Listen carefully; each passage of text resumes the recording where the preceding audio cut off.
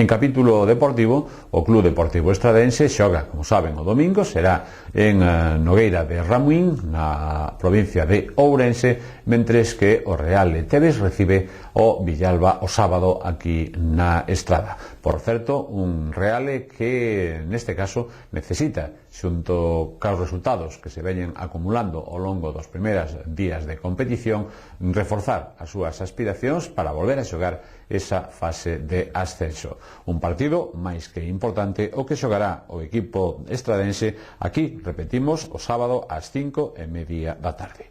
Por outro lado, o Club Deportivo Estradense tamén busca afianzar a súa posición na táboa clasificatoria con ese desplazamento que fai ata terras de Ourense. Concretamente, o enfrontamento será nesta ocasión fronte a un equipo, o Nogueira de Ramuín, que non está ben colocado na táboa clasificatoria, pero sempre é moi complicado na súa casa.